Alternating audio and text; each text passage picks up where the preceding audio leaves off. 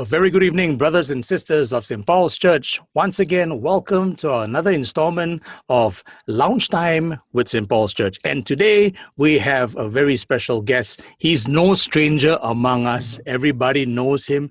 It is Benjamin William, or better known as our newly elected People's Warden of St. Paul's Church. Yeah. And so we are so grateful for Ben coming on the show this evening and to share about his life, his ministry, and what God has called him to do. And also with me tonight is supposed to be the co-host, Elizabeth Solomon. But today she's taking over and she's going to run the show. And I'm just going to kick back and relax and enjoy myself.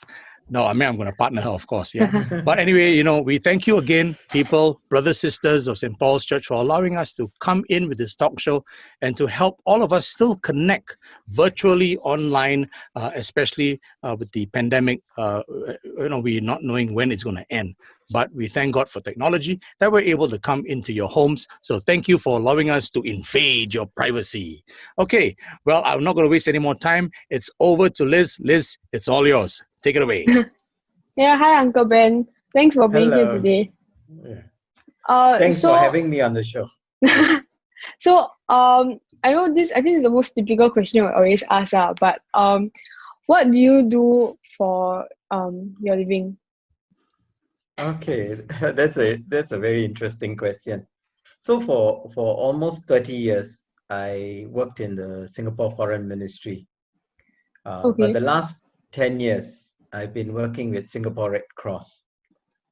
And today I'm a full-time with the Singapore Red Cross. I lead the organization. I'm the CEO and Secretary General. So someone asked me, what do you do in the Red Cross? So I said, I do what no one else wants to do. Okay, that's interesting. So sorry, I'm just curious. Sorry to interrupt. Capo me, yeah. Ben, why doesn't anybody want to do this? Yeah. Okay, so maybe we are jumping ahead of our time, right? But it's okay. Yeah. So in the humanitarian world, there's a lot of work to be done, and often it is not immediately rewarding. Okay. You don't see the benefits immediately. Right. Sometimes it's difficult and challenging because often you come across a need that needs to be filled, and yet you are not able to do so fully. Right. So in the humanitarian journey, you always have ups and downs. You have times when what you have done really lifts up your soul, but there are also times when it disappoints you. So I think it's a challenging journey as a humanitarian. Okay. Yeah, so it kind of reminds me a bit of Abraham when God told him that he'll inherit, his ancestors will inherit the land. He never got to see the land in the end, So it sounds something alike in that sense where you may invest your time and your energy, but you may not see the results immediately. Yeah. Sure. Yeah. Okay. All right, Liz. Yeah. Actually, there's something I want to ask. Cause my secondary school, right, there's St. John's. So is there a difference between St. John's and Red Cross? Okay, there's actually a world of difference. The thing that is similar about St. John's and Red Cross is that in the school we are the champions of first aid. Both St. John's and Red Cross are very involved in promoting first aid in the schools, doing first aid duties, and we have been doing that for many years, even way back 100 plus years in coming out of UK. But that's about where the similarity actually stops, because the Red Cross, first of all, is not a non-governmental organization. The Red Cross is actually established by an act of parliament. And so in a sense, we are a statutory body, but yet the government recognizes as neutral, non-political, and non-religious. So that's number one. But number two is also that the Red Cross is involved in so much more work than just first aid. So in Singapore, we are involved in blood donation. We are involved in taking care of the elderly. We have a program for the disabled. We have a youth development program. So it's a much broader scale of social activities that the Red Cross is involved in. Right. Not bad, not bad. So, talking about Red Cross, why do you actually choose to work there? Okay, so I always explain myself. So this is a question that I get very often. So I call myself the accidental humanitarian. So, so, so as I said earlier, I served about 30 years in the Singapore Foreign Ministry, and my last posting was in Laos as Singapore's ambassador to the Lao PDR. When I came back from Laos, at that time, Mr. T. Tua Ba was head of the Singapore Red Cross, and he wanted to revamp the Red Cross and bring it up to time, modernize it, give it a more corporate structure. So he reached out to the Ministry of Foreign Affairs, the permanent secretary at the time, Mrs. Raman's son, Bilahari. Okay. And he asked Bilahari, can I loan an officer from you for a couple of years? So because I was in between posts, Bilahari asked me and I said, okay, I will join the Red Cross for a couple of years. So what was supposed to be a 2-year journey, at the end of the 2 years, the Secretary General of Singapore Red Cross at that time, he resigned to take on a different position. And the organization approached me to take over as Secretary General. So after consulting my bosses at the Foreign Ministry, I agreed to serve another 3 years in the Red Cross. But that 3-year journey has now turned out to be almost a 10-year journey. About 3 years ago, I retired fully from the civil service, and now I am completely hired by the Singapore Red Cross directly. Yeah. So that's a long loan indeed. A very long loan. Yes. Wow. But I think the more important question, Elizabeth, you must ask me is why I stayed on. Yeah. Yeah. Okay, well, Yes. why did you stay on? Yeah. Thanks. I think in life you go through a stage where you're always wanting to get ahead. And I think in the Foreign Ministry, I joined the Foreign Ministry as a very junior officer, and I rose through the ranks. But at some stage, you think it is time to give back to the society, to do something else that will benefit others. And I was actually at that stage when I was approached to join the Red Cross. So I don't think it was accidental. I think it was God's hand in it. Mm-hmm. And when I joined the Red Cross movement, I think when I looked at the challenges and the social gaps in Singapore, it actually struck a chord in my heart. And I think the reason why I stayed on in the Foreign Ministry, in the Red Cross, and not go back to the Foreign Ministry was because I thought this is where one can really give back to society, one can make a difference. And I can tell you my 10 years in the Red Cross as a whole is much, much more satisfying in my life than my 30 years in the Foreign Ministry. Wow. 10 years versus 30 years. Yeah. That's a massive comparison. But yeah, I guess if God calls you, the passion will be there, the calling will be there, the driving will be there. So yeah. And you definitely will feel it. Yes. Awesome. Yes. Wow. So, working there for 10 years, is there any incidents that happened that impacted or changed your life? Okay. So I want to share something. Your father Solomon might know a bit about this. When I was a young man like you, I was actually very keen to go into full-time ministry, and a number of times in my life I asked God, is it time for me to go into full-time ministry? But I never got the call. I was never at peace to go into full-time ministry. But over the years, God has taught me that that we are all in full-time ministry. That wherever you serve, God will find a way for you to serve Him if you open yourself to it. So my first posting was in Brunei. My Tamil is terrible. I can't speak Tamil to save my life. But when God posted me to Brunei, you'll be surprised to hear I actually got involved in the Tamil Christian ministry in the church there. Wow. And yeah, and I actually improved my Tamil, but also my spiritual life grew. And then in a different ministry in Philippines, a different ministry in the US, where I started preaching ministry quite often in the church in the US. And then in Laos, where God allowed me to be a testimony to the Christian community there. So you see, full-time ministry is for all of us. It's Mm. not just for Leon. Yeah. All of us are in full-time ministry. So you asked me what has impacted me in Red Cross, right? I think I would like to share 2 or 3 points. I think the first thing about Red Cross is that it taught me that there's so many unmet needs in Singapore.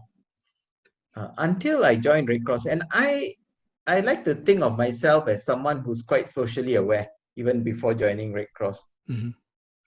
Yet when I joined Red Cross, I realized that even in an affluent society like Singapore, there's so many people who are suffering, who are needing, and have gaps in their life. I mean, you know, there's always this saying that nobody starves in Singapore. Mhm. And perhaps that is true, nobody starves in Singapore. But you will be amazed at the number of families and people who get past on one meal per day. So the first thing that struck me about Red Cross was that even in an affluent society like Singapore, there were so many needs in Singapore. The second was that I felt that we can actually make a difference in Singapore. And we often take things for granted. Mm-hmm. You know, for those of us who are not exposed to this. Let me give you an example, which I always like to share, and maybe some of you have heard this in the earlier video. We had a project in Philippines where we helped some slum dwellers by building houses for them. They had suffered a huge flood, and their houses had been swept away. And for slum dwellers, when their house is swept away, everything goes because their savings, their possessions are. It's all in there. Yeah, correct. So we stepped in to build houses for them. Very small houses. Each house was between 20 and 25 square meters. Oh, so about 200 square foot. Yeah. That's small.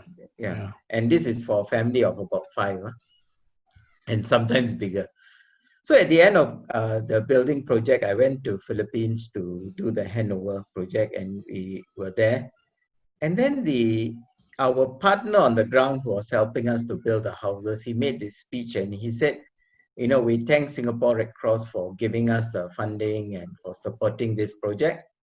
And then he said, I'm sure all of you here are happy because he was talking to the families, right? And I know that for most of you, this is the first time in your life you have a postal address. Wow. And it really struck me because, you know, in Singapore, you don't even think twice about having an address. Yeah. And these people, many of them were 60, 70, 80 even. And for the first time in their life, they had a postal address. So, I mean, this is a story that I say often, but I think the point is that in Singapore, we take things for granted often. And I think that is one thing I guess I have learned, that never take the blessings that God have given you for granted. Yeah. And you must always be a blessing to others. Mm-hmm. So deep. Yeah, okay. So, Pastor Leon, is there anything you want to ask? Yeah. No, I mean, it's just very thought-provoking. What you just said is very thought-provoking because just a few days ago, I was watching a documentary on Netflix. It was called Business in Drugs. And I'm a documentary guy. And it was very sad to see that many of the people around the world, especially in Asia, they are dealing drugs because they need to put food on the table. And these are slum dwellers. They mentioned the Philippines, they mentioned India, and other parts of Africa and all that. So when you said what you said, it just came back to mind that truly the 6 digits in our IC, our postal code, we don't bother to even think about it, you know. But yet, for someone to say, to take ownership of that postal code means a lot. It means $1 million to them, in that sense. So yeah, so it just kind of just struck me for a moment, just thinking of what you mentioned. Yeah. Yeah, I have a question. Sure. I think some of us who've been in the Anglican Church for a long time would know the traditions and the Anglican theology and the Anglican worship, And one of the officers, or shall I say, among the laity, is the wardens, And I think a lot of people who may have come into our church as members eventually, they're probably wondering, okay, AGM is over, and then we have the vicar's warden, and then we have the people's warden.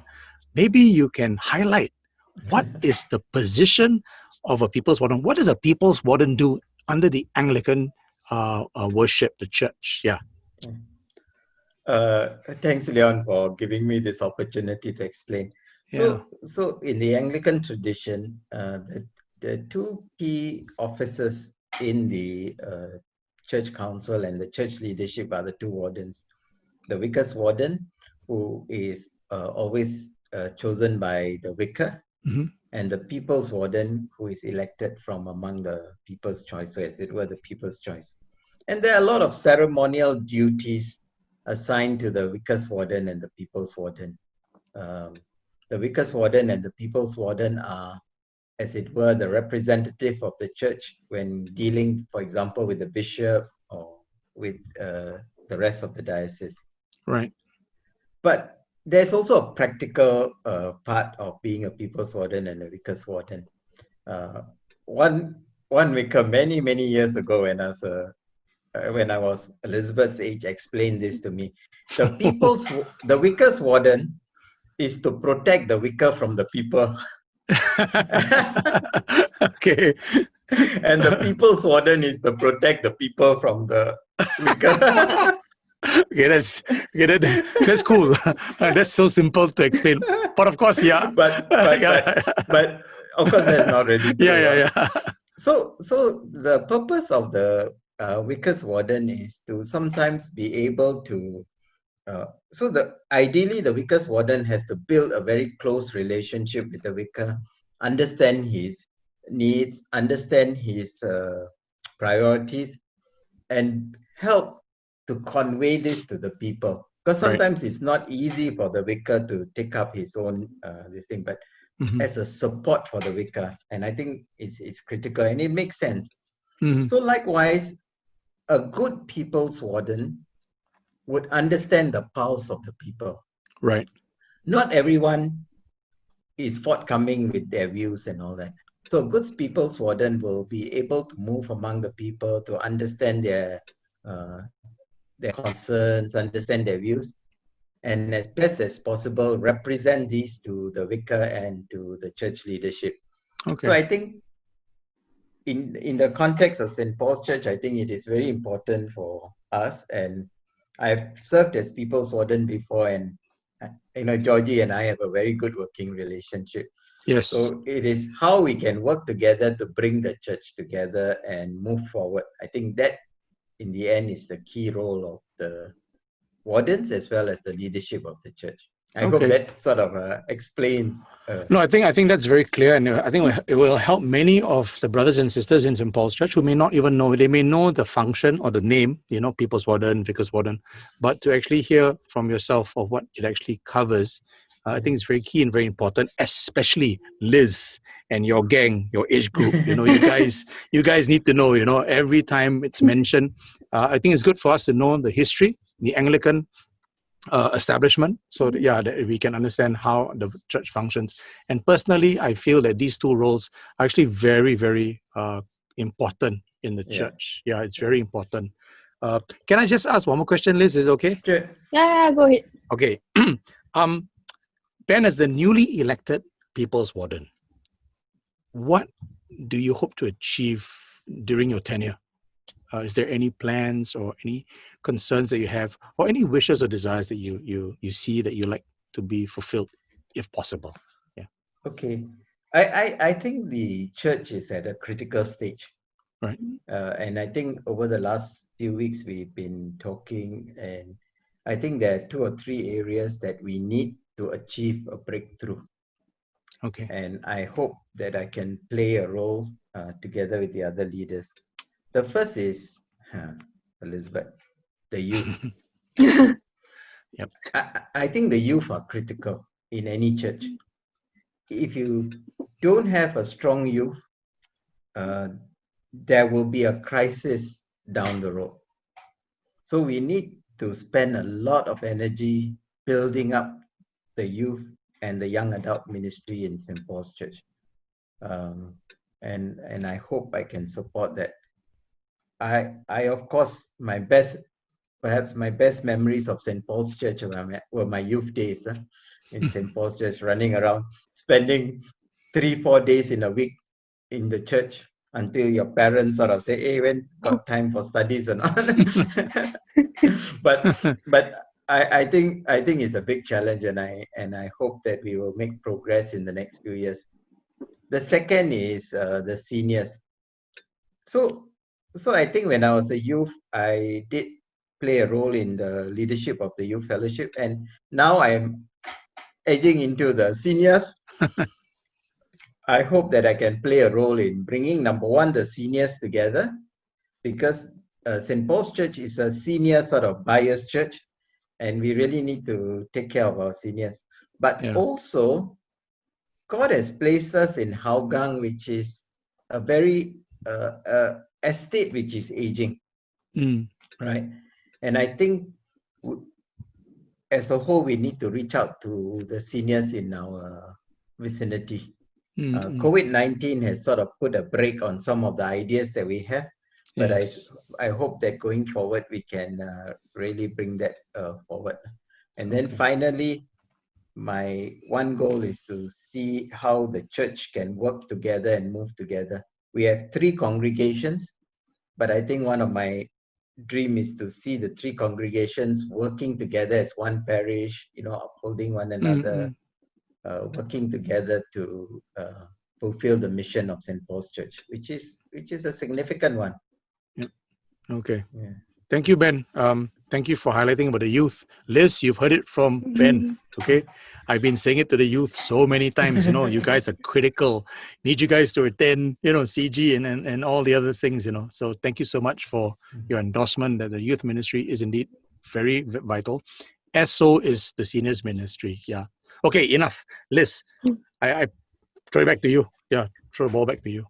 Yeah, I actually didn't understand the whole people's warden, Vikas warden thing in church until now. Only then I'm like, oh, okay, now it makes so much of sense. But yeah, I can see you got a very big role to play. But, yeah, so ending off, is there anything you want to say to the people watching in St. Paul's? It can be any a blessing, passage of any message, scripture, something to encourage all of us, especially during this whole pandemic that keeps us at home still. Yeah. So I think we all have to remember our goal that we have adopted as a church, which is being an ambassador for Christ. It's special in my heart because more than 20, almost 15 years ago, I preached that sermon on being an ambassador for Christ during our 70th anniversary.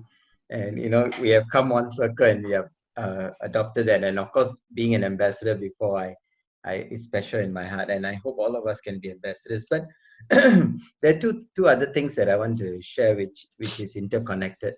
One of the things that impressed me when I was a young man, probably You're still a young man. You're still a young man. Was this thing that God said about David, that in David, he had found a man after his own heart. And I think I would like to say that was a great example, because David was not a perfect person. David had so many flaws, and yet God called him a man after his own heart. And then in Acts, in the New Testament, after his death and everything, the Bible still refers to him as a man after God's own heart. So I think it is important for all of us to have this attitude. We are not perfect. A man or a woman after God's own heart is not a perfect person. but a person who loves God and wants to do what God wants to do in his life. And I think which connects me to the point I want to make, which last week when Auntie Jinwa was sharing, Mhm. it reminded me again that life is a marathon. Life is not a sprint. It doesn't exist in one day being a Christian and one day being a Christian. It's a whole life. Yep. And there will be ups and there will be downs, there will be failures and there will be successes. But I think it is important for all of us to recognize that it is a marathon and we need to run the marathon to finish it. We cannot run the 100 meters and stop. We will fail. So we need to run the marathon. So I know a lot of people in St. Paul's Church are going through tough times, and sometimes even ourselves, we feel that, you can't take it, or, things are not going the way it's supposed to. But just remember, life is a marathon. Keep faith with God, and God will honor you at the end of your life. Thank you, Ben. Thanks. Yeah, that's actually really encouraging, man.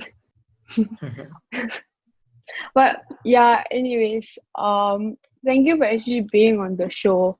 I actually hope everyone got encouraged by hearing your words, especially your encouraging, it's just very encouraging, yeah.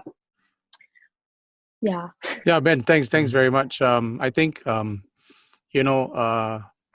it is a timely reminder, especially when you mentioned marathon, because it is a struggle, I think, for many of us, especially those who have actually been affected very badly with the COVID-19 situation. Everyone, in fact, has been affected some way or the other. And I think, life is indeed a marathon. It's not a sprint. It's not a 100-meter dash. And it's the beautiful part is we have Christ, and He is with us in this journey, in this marathon. And what is very interesting is He's not in front of us. He's not behind us.